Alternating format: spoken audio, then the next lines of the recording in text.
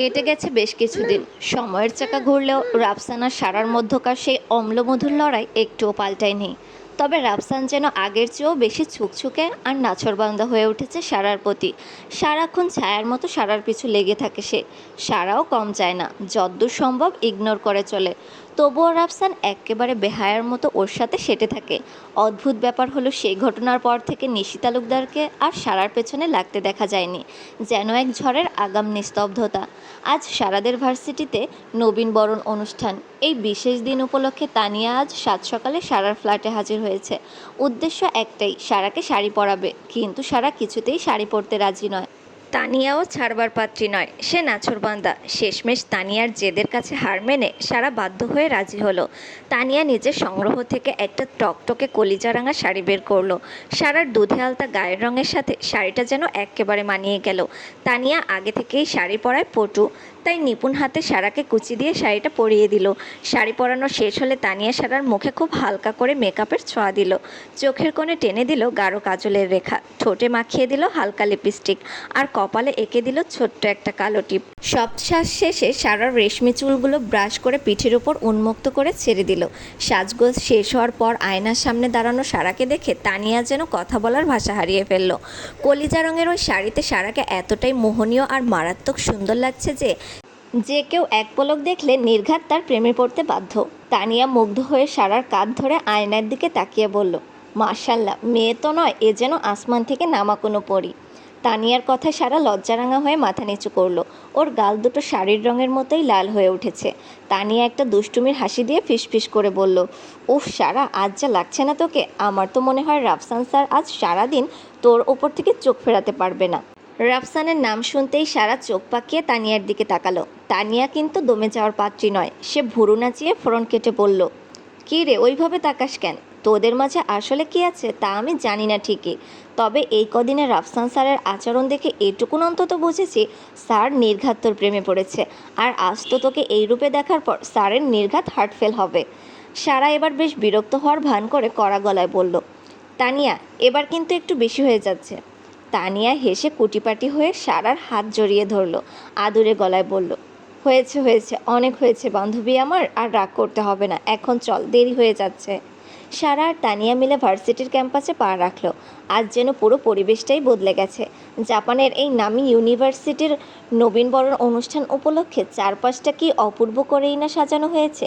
Cherry ব্লসমের পাপড়িগুলো মাঝে মধ্যে হাওয়ায় উড়ে এসে সারা শাড়ির আঁচলে বসছে। সারা মুগ্ধ হয়ে চারপাশটা দেখতে লাগলো। বিদেশের মাটিতে এই নতুন পথ চলা আর হাজারো জাপানিজ ছাত্রছাত্রীদের ভিড়ে নিজেকে খুব ছোট মনে হলেও কলিজা রঙের শাড়িতে মোড়ানো সারা আজ সবার আকর্ষণের কেন্দ্রবিন্দু। ভার্সিটির অনেক বাংলাদেশি ছেলে সারাকে মুগ্ধ হয়ে দেখছে। শুধু তাই নয়, জাপানিজ ছেলেরাও অলরেডি সারা নামের এই মেয়েটিকে মনে মনে পছন্দ করতে শুরু করে দিয়েছে। আজ শাড়িতে দেখে তারা যেন রীতিমতো প্রেমে পড়ে গেল। চারপাশ থেকে ধেয়ে আসা প্রশংসাসূচক দৃষ্টিগুলো সারাকে কিছুটা অস্বস্তিতে ফেললেও সে তানিয়ার সাথে ঘুরে ঘুরে সব দেখছিল। ঠিক তখনই নিশি তালুকদার ধীর পায়ে সারার দিকে এগিয়ে এলো। এতদিন নিশি সারার সাথে বেশ ভালো সাজার অভিনয় করেছে। সেই দিনের অনাকাঙ্ক্ষিত ঘটনার জন্য ঘটা করে সরিও বলেছে। সারাও সরল মনে নিশিকে একজন ম্যাম হিসেবে সম্মান দিয়ে এসেছে। নিশি সারার আপাদমস্তক খটিয়ে দেখে মুখে এক কৃত্রিম হাসি ফুটিয়ে বলল, ওয়াও সারা, তোমাকে আজ সত্যি শাড়িতে অনেক সুন্দর লাগছে। নিশির গলায় প্রশংসা থাকলেও চোখের কোণে ছিল এক বিষাক্ত আক্রোশ, যা সারা ধরতে পারল না। সে বিনয়ের সাথে উত্তর দিল, থ্যাংক ইউ ম্যাম, আপনাকেও আজ খুব সুন্দর লাগছে। নিশি সরু হাসিতে জবাব দিল, থ্যাংক ইউ বলেই একটা গুঁড়ো শয়তানি হাসি দিয়ে সে ওখান থেকে চলে গেল। নিশি মনে মনে হাসছে আর ভাবছে, সুন্দর তো লাগবেই সারা চৌধুরী, বলির পাঠাকে তো একটু সাজিয়ে গুছিয়েই জুপ কাঠে ওঠাতে হয়। এদিকে রাফসান অনেক সকালেই ভার্সিটিতে চলে এসেছে। ভার্সিটির একজন গুরুত্বপূর্ণ প্রফেসর হিসেবে আজকের অনুষ্ঠানের অনেক দায়িত্ব তার উপর এসে পড়েছে। কালো ব্লেজার আর সাদা শার্টে রাফসানকে আজ অসম্ভব গম্ভীর আর অভিজাতপূর্ণ দেখাচ্ছে। সে ব্যস্ততার ফাঁকেও বারবার গেটের দিকে তাকাচ্ছিল, হয়তো অবচেতন মনেই কাউকে খুঁজছে। তানিয়া তখন ছবি তোলায় একদম বুঁদ হয়ে আছে, আর সারা মুগ্ধ নয়নে চারপাশের সাজসজ্জা দেখতে দেখতে আপন মনে সামনের দিকে এগোচ্ছিল। ঠিক সেই মুহূর্তে রাফসানও ফোনের নিবিষ্ট মনে কাজ করতে করতে এদিকেই আসছিল। দুজনের কেউই কাউকে খেয়াল করেনি। হঠাৎ ঘোর কাটল এক প্রচণ্ড ধাক্কায়। অপ্রস্তুত অবস্থায় ধাক্কা লাগায় রাফসানের হাত থেকে ফোনটা ছিটকে ফ্লোরে পড়ে গেল। আর সারা, সে তো নিজের টাল সামলাতে না পেরে পেছনের দিকে উল্টে পড়ে যেতে লাগলো। কিন্তু পতনের আগেই রাফসান বিদ্যুৎ গতিতে এক হাত দিয়ে সারা নমনীয় কোমর জড়িয়ে ধরে ফেলল। ভয়ে আর আতঙ্কে সারা শক্ত করে চোখ বন্ধ করে ফেলেছে। ওর হৃৎপিণ্ড তখন কামারের হাঁপড়ের মতো ওঠানামা করছে। ওদিকে রাফসান সারার ওপর ঝুঁকে থাকা অবস্থায় তার দু চোখ যেন স্থির হয়ে গেছে। কলিজা রঙের শাড়িতে মোড়ানো কাজল কালো চোখের এই মায়াবী মেয়েটাকে দেখে রাফসানের মনে হলো ওর চারপাশের পুরো পৃথিবীটা এক নিমেষেই থমকে গেছে। আশেপাশের কোলাহল, ছাত্রছাত্রীদের আনাগোনা সবকিছু যেন ঝাপসা হয়ে এলো। রাফসানের নাকে ভেসে এলো সারার চুলে মাখা হালকা শ্যাম্পু আর শাড়ির নতুন এক সুবাস। শাড়ির আঁচল সরে গিয়ে সারার ফর্সা ঘাড় আর কাঁধের সেই মাদকতা রাফসানের গম্ভীর চোখে এক নিমিষে ধুলোয় মিশিয়ে দিল। সে অপলক দৃষ্টিতে তাকিয়ে রইল সারার সেই কাঁপতে থাকা দীর্ঘ চোখের পাপড়িগুলোর দিকে। মনে মনে ভাবল, এই মেয়েটা কি সত্যিই সেই ছোট্ট সারা, নাকি কোনো মায়াবী জাদু? রাফসানের হাতের সেই শক্ত অথচ পরম মমতার বাঁধন অনুভব করে সারা ধীরে ধীরে চোখের পাতা মেলল। আর চোখ মেলতেই দেখল রাফসানের সেই গাঢ় নিঃস্বার্থ আর মুগ্ধ চাহনি ওর উপর স্থির হয়ে আছে। দুজনের নিঃশ্বাস তখন এক হয়ে মিশে যাচ্ছে। সারাও যেন এক মুহূর্তের জন্য মহাকাল ভুলে রাফসানের সেই নিঃস্বার্থ চোখের অতল গহ্বরে ডুবে থাকলো। দুজনের মাঝখানে বয়ে চলা মৌনতা আর হৃৎপিণ্ডের শব্দে এক মায়াবী পরিবেশ তৈরি হয়েছিল, যা ভেঙে চুরমার হয়ে গেল তানিয়ার ফোড়ন কাটা কথায়। তানিয়া মিটমিটিয়ে হেসে বলে উঠল, বাহ, বলেছিলাম না আজ স্যারের হার্টফেল হবেই। তা মনে হয় এতক্ষণ হয়েই গেছে। তানিয়ার কণ্ঠস্বর কানে যেতেই সারা যেন বিদ্যুৎ বেগে বাস্তবে ফিরে এলো। সে চমকে উঠে তাড়াহুড়ো করে রাফসানের হাতের বাঁধন থেকে নিজেকে ছাড়িয়ে নিল। অপ্রস্তুত অবস্থায় শাড়ির আঁচল টেনে টুনে ঠিক করতে লাগলো সে। কিন্তু রাফসানের ঘোর যেন কাটতেই চাইছে না। সে মন্ত্রমুগ্ধের মতো নিবিড়ভাবে সারাকে পর্যবেক্ষণ করতে লাগলো। শাড়িতে এই প্রথমবার রাফসান সারাকে দেখছে। প্রতিদিনের সেই সাধারণ মেয়েটি আজ যেন এক অপার্থিব সুন্দরী হয়ে তার সামনে দাঁড়িয়ে। অন্য সব দিনের চেয়ে সারাকে আজ বহুগুণ বেশি মোহনীয় লাগছে। রাফসানের সেই গাঢ় আর অতৃপ্তি চাহনি সারাকে চরম অস্বস্তিতে ফেলে দিল। ওর গাল দুটো লজ্জায় আর আড়ষ্টতায় টকটকে লাল হয়ে উঠল। সে দ্রুত তানিয়ার হাত ধরে চেপে ধরে বলল, চল এখান থেকে। বলেই সে পিছন ফিরে হনহন করে সামনের দিকে হাঁটতে লাগলো। রাফসান এক হাত পকেটে গুজে পাথরের মতো দাঁড়িয়ে রইল। সারার চলে যাওয়ার সেই ছন্দময় পথের দিকে তাকিয়ে সে নিজের বুকের বাঁ পাশে হাত রাখল। অচিন্তেই তার ঠোঁটের কোণে এক চিলতে হাসি ফুটে উঠল আর গুনগুন করে গেয়ে উঠল। হঠাৎ রাফসান খেয়াল করলো ভার্সিটির অনেক ছেলে সারার দিকে হাঁ করে তাকিয়ে আছে। কেউ কেউ তো আবার কোনোই দিয়ে একে অপরকে গুঁতো মেরে ফিসফিস করে কী যেন বলছে। রাফসানের চোয়াল শক্ত হয়ে এলো, হাতের মুঠি রাগে সাদা হয়ে গেল। ওর নিজের আমানত ও নিজের জান পাখি সারাকে অন্য কোনো পরপুরুষ এভাবে লোলুপ দৃষ্টিতে দেখবে, এটা তার সহ্য হলো না। এদিকে সারা তানিয়ার সাথে হাঁটতে হাঁটতে জাপানের সেই বিখ্যাত চেরি ব্লসম আর হরেক রকম ফুলে ভরা একটা ছোট্ট সাজানো বাগানে চলে এলো। চারপাশটা যেন কোনো রূপকথার রাজ্য। সারা মুগ্ধ হয়ে ফুলগুলো দেখছিল। ঠিক তখনই পিঠে কারো তীক্ষ্ণ দৃষ্টি অনুভব করলো। ঘাড় ঘুরিয়ে তাকাতেই দেখলো রাফসান। সে প্যান্টের পকেটে দুই হাত ঢুকিয়ে বুক ফুলিয়ে সারার ঠিক পেছনেই জমের মতো দাঁড়িয়ে আছে। তানিয়া দৃশ্যটা দেখে মুখ টেপে হাসলো। সে এখন 100% শিওর যে কড়া মেজাজের রাফসান স্যার আসলে সারার প্রেমের সমুদ্রে হাবুডুবু খাচ্ছে। সারা প্রচণ্ড বিরক্ত হয়ে ভ্রু কুঁচকে বলল, সমস্যা কি আপনার স্যার? আপনি আমার পেছনে ছায়ার মতো লেগে আছেন কেন? রাফসান বিন্দুমাত্র বিচলিত না হয়ে একদম ভাবলেশহীন মুখে বলল, এমনি আমার ছাত্রীকে পাহারা দিচ্ছি। যার রূপবতী ছাত্রী আমার, যদি কেউ তুলে নিয়ে যায় সেই ভয়ে পিছুই ছাড়ছি না। রাফসানের মুখে এমন নির্লজ্জ আর সোজাসাপটা কথা শুনে সারা রাগে দাঁতে দাঁত চেপে ফুঁসতে লাগলো। সে পাল্টা আক্রমণ করে বলল, ও তাই নাকি? তা আপনি শুধু একজন ছাত্রীকে পাহারা দিতেই ব্যস্ত? তাহলে ওদিকে আরও শত শত ছাত্রী ঘুরছে, ওদেরকে কে দেখবে শুনি? ওদেরকে কেউ তুলে নিয়ে যাবে না? তানিয়া বেশ বুদ্ধিমতী। সে দুজনের কথা শুনেই বুঝে ফেলল এখন তাদের একটু প্রাইভেসি দেওয়া দরকার। তাই সারাকে কিছু না বলে সে পিছন থেকে চুপি চুপি কেটে পড়ল। তানিয়াকে চলে যেতে দেখে রাফসান যেন আরও সাহসী আর বেহায়া হয়ে উঠল। সে সারার একদম গা ঘেঁষে দাঁড়িয়ে লোলুপ দৃষ্টিতে তাকিয়ে বলল, ছাত্রীর সাথে কি আর তোর তুলনা চলে সারা? তুই তো আমার সেই বিশেষ ছাত্রী, যাকে দিয়ে আমার পুরো পৃথিবী চলে। তুই সেই ছাত্রী যে এই রাফসানের মনের রাজ্যে দখল করে আছিস। তাহলে সেই ছাত্রীকে আমি একা ছাড়ি কীভাবে বল? বলেই রাফসান সারার কানের কাছে মুখ নামিয়ে তপ্ত নিঃশ্বাসে ফিসফিস করে বলল, আজ তোকে মারাত্মক সুন্দর লাগছে সারা। সত্যি বলছি, আমি নিজেই নিজের উপর নিয়ন্ত্রণ হারাচ্ছি।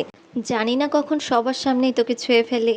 সারা বুঝতে পারলো এই লোকটা আসলেই চরম নির্লজ্জ।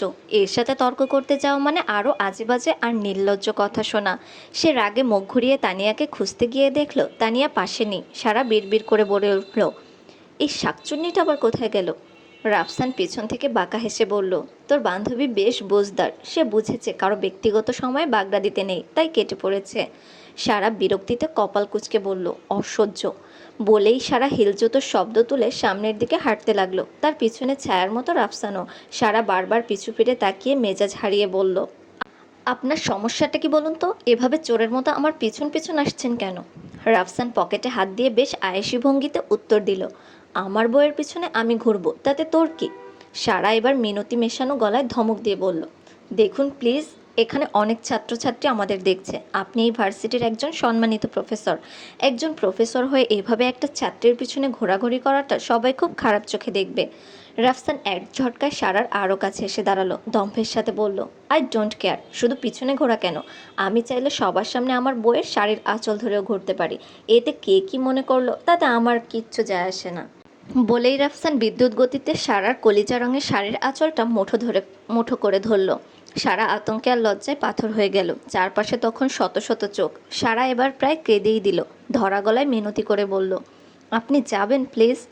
রাফসান সারার শাড়ির আঁচলটা টেনে নিজের মুখের কাছে নিয়ে ঘ্রাণ নিল। তারপর একরাশ একগুঁয়েমি নিয়ে বলল, নো নেভার। সারা চরম বিরক্তিতে রাগের দাঁতে দাঁত চেপে আবার ভার্সিটির মাঠের দিকে হাঁটতে শুরু করলো। পিছন পিছন রাফসান তো আছেই, যেন এক বিরামহীন ছায়া। মাঠের কোণে অনেক ছেলে অলরেডি লাল গোলাপ কিনে প্রস্তুত হয়ে আছে সারাকে প্রপোজ করবে বলে। কিন্তু সারার পিছনে তাদের ভার্সিটির সেই মূর্তিমান আতঙ্ক আর রাগী প্রফেসরকে দেখে তারা যতটা অবাক হচ্ছে তার চেয়েও বেশি ভয় পাচ্ছে এগোতে।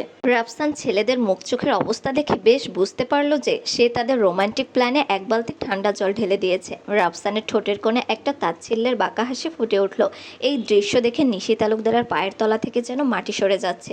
সে সোজা হিল জুতোর খটখট শব্দ তুলে প্রিন্সিপাল স্যারের রুমে ঢুকে রাগী গলায় জাপানি টাইপিংয়ে নালিশ শুরু করলো, স্যার, রাফসান একজন প্রফেসর হয়ে একটা ছাত্রীর আঁচল ধরে ঘুরছে। এই দৃশ্য দেখে আপনারা কিছু বলছেন না কেন? এই ভার্সিটির কি কোনো সম্মান নেই আপনাদের কাছে? প্রিন্সিপাল স্যার নিশির উত্তেজিত কথাগুলো শুনে শান্তভাবে নিজের চশমাটা নাক থেকে নামালেন। গ্লাসে একটা ফু দিয়ে মুছতে মুছতে ধীর লয়ে বললেন, মিস নিশি, আমি জানি ছাত্রীদের মতো আপনার মনেও প্রশ্ন জেগেছে যে আমরা কিছু বলছি না কেন। তবে এর কারণ আপনি একটু পরেই জানতে পারবেন। এখন আপনি আসতে পারেন। নিশি স্তম্ভিত হয়ে গেল। প্রিন্সিপাল স্যারের এই রহস্যময় আচরণ তার মাথায় খেলল না। রাফসান আর সারার মধ্যে আসলে কী সম্পর্ক যে খোদ প্রিন্সিপালও মুখ খুলছেন না? সে গুমোট মনে ভাবতে ভাবতে রুম থেকে বেরিয়ে এলো। ধীরে ধীরে অনুষ্ঠানের সময় ঘনিয়ে এলো। সারা আর কোনো উপায় না পেয়ে বাধ্য হয়ে স্টেজের একদম সামনের সারির একটা চেয়ারে গিয়ে বসলো। রাফসান ওর কানের কাছে মুখ নামিয়ে তপ্ত স্বরে কড়া হুঁশিয়ারি দিয়ে বলল, একদম চুপচাপ এখানে বসে থাকবি। যদি তোকে একটু এদিক ওদিক হতে দেখি তবে আমার চেয়ে খারাপ আর কেউ হবে না, মনে রাখিস। বলেই রাফসান বিজয়ের হাসি দিয়ে নিজের জন্য নির্ধারিত প্রফেশনাল আসনে গিয়ে বসলো। সারা রাগে ফুঁসতে ফুঁসতে বিড়বিড় করে বলতে লাগলো, জানোয়ার একটা, মানুষ নাকি অন্য কিছু, সারাক্ষণ শুধু হুকুম চালানো। কিছুক্ষণের মধ্যেই তানিয়া হন্তদন্ত হয়ে এসে সারার পাশে চেয়ারে বসলো। তানিয়াকে দেখেই সারা মুখ ঘুরিয়ে নিল। তানিয়া বুঝতে পারল তার বান্ধবী প্রচণ্ড ক্ষেপে আছে। সে সারার হাত জড়িয়ে ধরে কাচুমাচু মুখে বলল, সরি রে দোস্ত, বিশ্বাস কর আমার প্রচণ্ড বাথরুম পেয়েছিল। খিদের চোটে যাতা খেয়েছিলাম তো, তাই তোকে বলার মতো অবস্থাও ছিল না। প্লিজ রে, রাগ করিস না। তানিয়ার ওই অদ্ভুত আর রসালো কথা শুনে সারা কিছু না বলে গাল ফুলিয়ে সামনে তাকিয়ে রইল। তানিয়া এবার নিজের দুই কান ধরে একদম করুণ মুখে করে ফিসফিসিয়ে বলল, ওরে আমার কলিজার দোস্ত, একদম সরি রে, আর কখনো এমন হবে না। এখন থেকে হাগু করতে গেলেও তোকে সাথে নিয়ে যাবো, একদম প্রমিস। তানিয়ার এমন বিচিত্র মাখা সান্ত্বনা শুনে সারা আর নিজেকে সামলাতে পারল না। গভীর মুখে হাসির একটা ঢেউ খেলে গেল। সে ফিক করে হেসে দিল। তানিয়াও দাঁত বের করে হাসতে হাসতে বলল, এই তো, আমার বান্ধবীকে এখন পরীর মতো লাগছে। সারা আলতো করে তানিয়াকে একটা চিমটি দিয়ে বলল, হয়েছে হয়েছে, থাক, আর বাহানা দিতে হবে না, একদম চুপচাপ বসে এবার। সারা আর তানিয়া যখন নিজেদের মধ্যে খুনসুটিতে ব্যস্ত, ঠিক তখনই মঞ্চের মাইকটা সচল হয়ে উঠল। পুরো অডিটোরিয়ামে পিনপত নীরবতা নেমে এলো। প্রিন্সিপাল স্যার মাইকের সামনে দাঁড়িয়ে গম্ভীর কিন্তু হাসি মুখে ঘোষণা করলেন, এখন আমি আমাদের সম্মানিত প্রফেসর রাফসান চৌধুরীকে মঞ্চে আসার জন্য অনুরোধ করছি। তিনি আজ এমন কিছু বলবেন যা শুনলে হয়তো আপনাদের মনে দানা বাঁধা অনেক প্রশ্নের উত্তর পেয়ে যাবেন। চারদিকে করতালির শব্দে কান পাতা দেয়। সারা অবাক হয়ে ভ্রু কুঁচকে মঞ্চের দিকে তাকালো। মনে মনে ভাবলো, এই লোকটা আবার কি বলবে।